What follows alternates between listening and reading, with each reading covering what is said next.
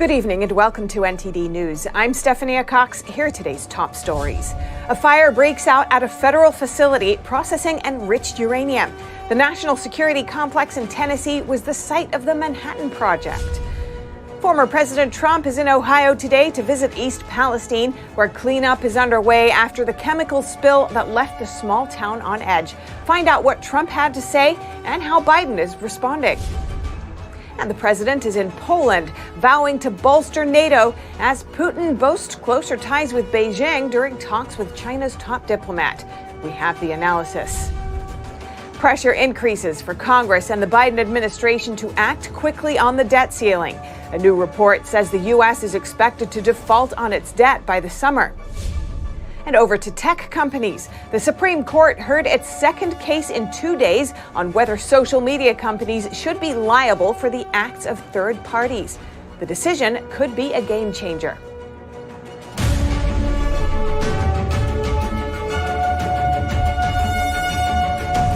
A fire broke out this morning at a federal complex in Tennessee that processes uranium. Officials said there were no injuries. The Y-12 National Security Complex in Oak Ridge, Tennessee, confirmed that a fire broke out in one of the production buildings shortly after 9 a.m., and it involved uranium. Emergency services responded to the incident, and around 200 employees evacuated from the building, with more leaving from nearby buildings. The federal facility was the site of the Manhattan Project during World War II, where researchers developed the first nuclear bomb. A new uranium processing facility has already been under construction to replace the one where the fire broke out. Workers returned to normal operations by the afternoon, and officials said there are no reports of contamination or radiation. And former President Trump is in Ohio today, visiting the town that's still on edge after the train derailment that has left some residents sick. NTD's Melina Weisskopf has the details. Residents welcoming former President Trump to the small town of East Palestine, the area where a train carrying toxic chemicals derailed earlier this month. The visit an opportunity for Trump to reprise his role as president when he would often survey disaster damage. Trump visited Little Beaver Creek to inspect environmental damage, where he was briefed by newly elected Senator J.D. Vance, East Palestine Mayor Trent Conaway, and other state and local leaders. To show our love and support for our fellow Americans in this hour of need, and that's what it is. It was an hour of need, but they've done some incredible work in a very short period of time, and they're getting a lot of credit for it, and they have to be. 3 weeks after the derailment, the smell of chemicals is mostly gone, but some residents close to the tracks say there's still an odor inside their homes. There's growing frustration among residents and local leaders about the federal government's response to their safety concerns after the derailment, which led to evacuations and fears of contamination of the community's air and drinking water. During the visit, Trump donated cleaning supplies and bottled water. Here's his message to the Biden administration. Get over here. Why do you think they waited, Mr. Trump? Do you think it had to do with the fact that they waited for me? They waited for you. Thank you for coming, Mr. Trump. Thank you, sir. When I came, everybody decided to come, right? You know that. Nice to see you. Transportation Secretary Pete Buttigieg is now set to travel to East Palestine on Thursday. The administration defending the timing in a statement, saying that the secretary wanted to go when it is appropriate and wouldn't detract from the emergency response efforts. And some administration officials have dismissed Trump's visit today as simply a political opportunity. President Biden has not yet visited the city, although yesterday he did hold phone calls with officials from both Ohio and Pennsylvania. Biden said that call was meant to reaffirm his commitment to making sure that those officials and residents have everything that they need. On the other hand, Trump has accused Biden of walking away from residents in the deep red state. This trip by the former president and the contrast that Trump is trying to draw does sort of show a start of what could be a replay of a showdown between Trump and Biden for the 2024 presidential race. Reporting in Washington, D.C., Melina Weisskopf, NTD News. And the Environmental Protection Agency is now warning Norfolk Southern of heavy consequences if it falls short in cleaning up the damage. At any moment, if we have to step in because they refuse to do anything, we will do the cleaning up ourselves. We can fine them up to $70,000 a day, And when we recoup our total cost, we can charge them 3 times the amount of the cost of the federal government. That is what the law provides for me. The EPA's new legally binding order is set to take effect Thursday. EPA Administrator Michael Regan said it, quote, will ensure that Norfolk Southern pays for the mess that they've created. Norfolk Southern has committed millions of dollars worth of financial assistance to East Palestine. That includes $3.4 million in direct financial assistance to families and a $1 million community assistance fund. And President Biden wrapped up his Poland trip with a pledge to bolster NATO. Yet Russia is highlighting deepened ties with China in a meeting between Putin and Beijing's top diplomat. NTD's Iris Tao has more from the White House. Before concluding a momentous 3-day trip to Ukraine and Poland, President Biden met with leaders of countries along NATO's eastern flank and telling them they have the U.S.'s full support if any of them becomes a target of Russia. As NATO's eastern flank, you're on the front lines of our collective defense. We will defend literally every inch of NATO. The meeting in Poland took place among leaders of the Bucharest Nine, which includes countries like Bulgaria, the Czech Republic, and Slovakia, all of which getting increasingly wary of Russia's aggression.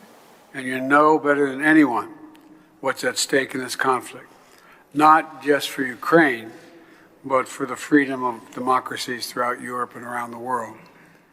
And Biden on Wednesday responded to Russia's pulling back from the New START nuclear arms reduction treaty. Here's what he said. I don't have time. No time? No. Big mistake. Meanwhile, Moscow is celebrating deepened ties with Beijing. China's top diplomat met with Putin at the Kremlin on Wednesday, telling the Russian leader that China's relationship with Russia stays strong despite international pressure. China-Russia relations have withstood the test of the international situation and remained mature, tenacious, and stable as a mountain.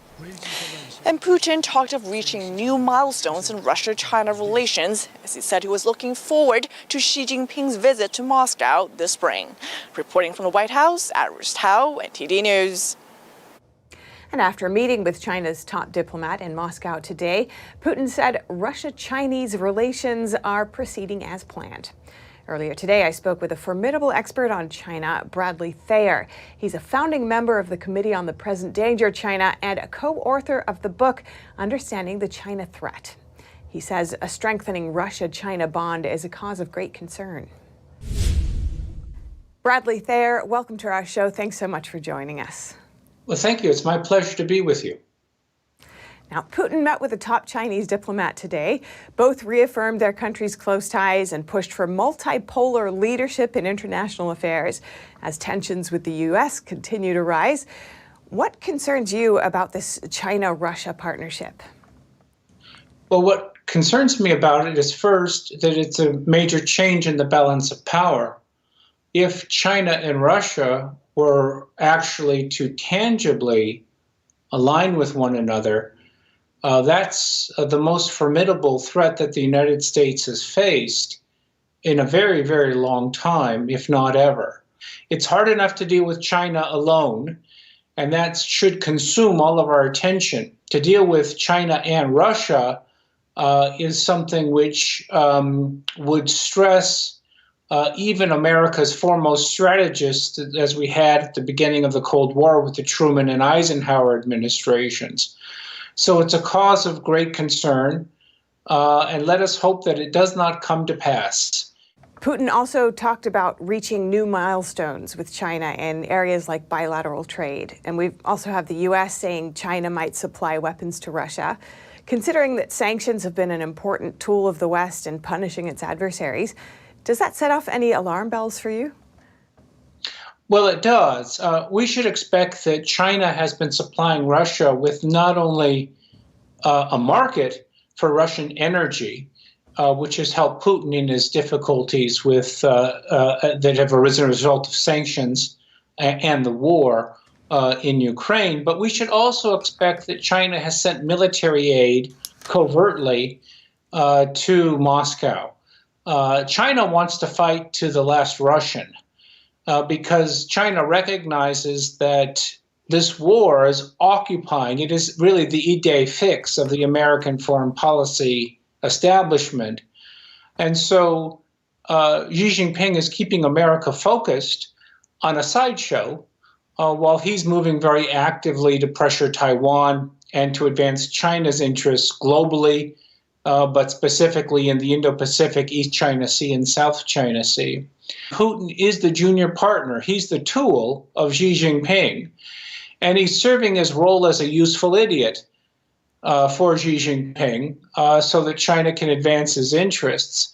Sadly, the American foreign policy establishment seems to be too willing to go along with that, again, with that focus on Ukraine, rather than the focus on America's global national security interest. And there we recognize, of course, Ukraine plays a small part in a larger panoply of national security interests. The U.S.'s Navy Secretary Carlos del Toro said yesterday that the U.S. can't keep up with China's warship building program. How important do you think it will be to have a comparably strong Navy force, for example, if Beijing tries to invade Taiwan? It's supremely important. And the Secretary of the Navy, as well as the Chief of Naval Operations, as well as former admirals, Admiral Davidson, for example, Admiral Richards, the former commander of United States Strategic Command, have all stressed that China is racing for superiority in conventional weapons as well as in nuclear weapons. So the Secretary of the Navy is right to call attention to the fact that the U.S. Navy is not the size that it should be to deal with the conventional deterrent the United States has to have in place to ensure that China does not aggress against Taiwan or against U.S. allies, Japan, the Philippines, Australia, or a major partner like India. Deterrence is really going to depend upon the United States' ability to ensure that China sees any attack against Taiwan or against U.S. interests as not being worth the cost of that aggression. Sadly, the U.S. conventional deterrent posture in the Indo-Pacific doesn't lend itself to that. And you may have seen reports, for example, that despite promises, the Biden administration still has not delivered adequate number of Harpoon anti-ship missiles to Taiwan. That Taiwanese are still waiting for those very important conventional weapon systems to be delivered. So what the United States should be doing is have a maximally important, to have a large number of conventional weapons based on Taiwan as well as within theater, so that the Chinese recognize any effort that they take to aggress will be defeated. We're not there yet. We've got a long way to go. So the Secretary of the Navy is stating the obvious. We're not ready for high-intensity warfare, and we don't have the tools in place for a conventional deterrent against Chinese aggression. You've pointed to many things that the individual concerned American citizen could do to weaken the Chinese Communist Party and expel its influence. What are some of those, and also what should the U.S. government do at this point in time? Well, the answers are, in two words, a lot. What U.S. citizens should do are to get rid of all Chinese apps on their phones, right? Never put a Chinese app on the phone. Stop investing in China and demand that your retirement firms, your retirement accounts don't invest in China either.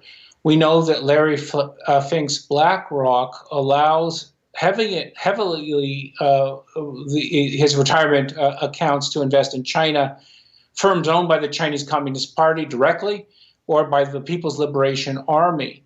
So don't allow your retirement to go to fund the Chinese Communist Party or the Chinese military.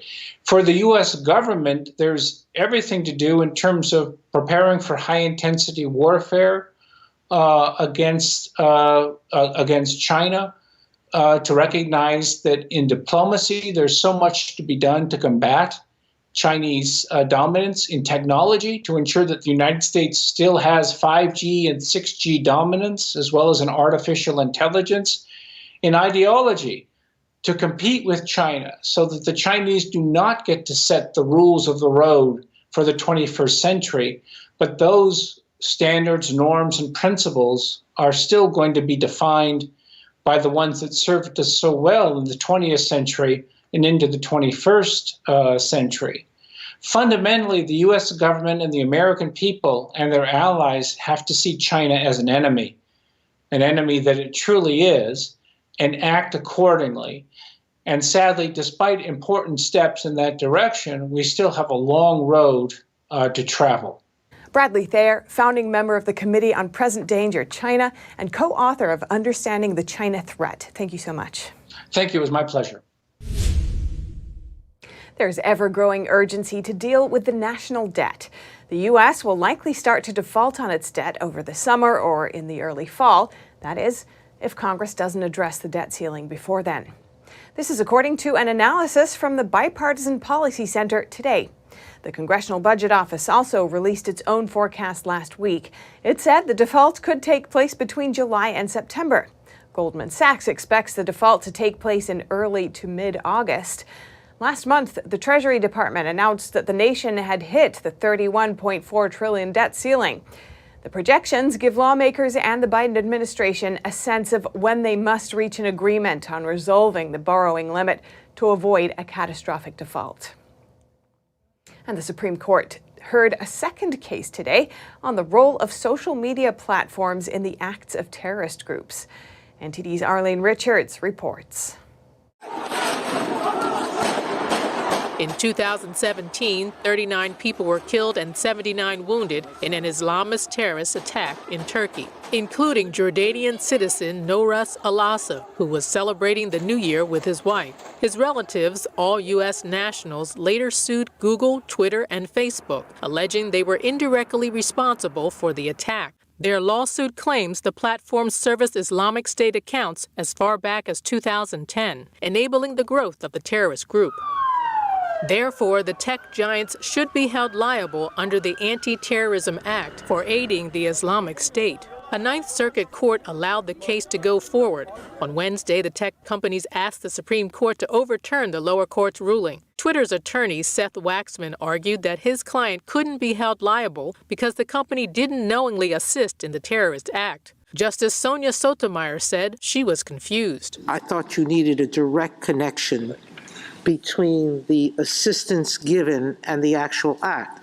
So I came away from your brief thinking that what you were arguing was that they had to provide something specifically for this bombing. Waxman said Twitter didn't provide substantial assistance to the act of terrorism that ultimately injured the plaintiff. He said there's a gulf between knowing about the specific act and Twitter knowing it provides services to a terrorist group. Justice Ketanji Brown Jackson asked Waxman for more details. Yes, and it's the gulf I'm trying to explore. So Right. I want to chart it. What do you have to know in 3 that is sufficient under your view? Waxman explained that Twitter had to know it was substantially assisting some act of terrorism, but Jackson remained confused. I don't know that I see that clearly, the distinction, but the Biden administration joined the case as an interested party. The Department of Justice condemned the terrorist act that killed Alasov, but said this about his family's claim. We submit, however, that the allegations in this complaint do not state a claim that the defendants aided and abetted. That is, that they assumed a culpable role in the commission of that murder. The court heard a similar case on Tuesday and is expected to rule on the cases by early summer. Arlene Richards, NTD News. If you have any news tips or feedback for our show, you can email us at eveningnews@ntd.com. And coming up, a powerful winter storm hitting a vast swath of the U.S. Over 60 million Americans are under winter weather alerts.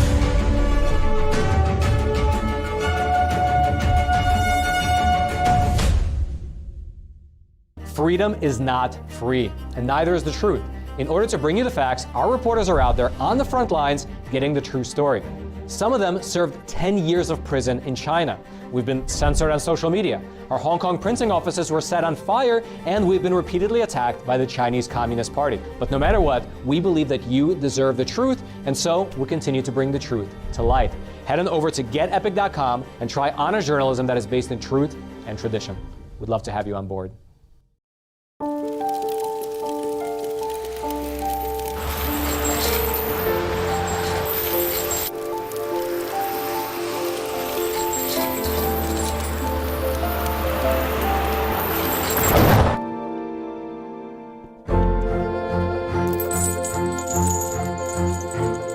Did you know dragging chains can spark a wildfire? Only you can prevent wildfires.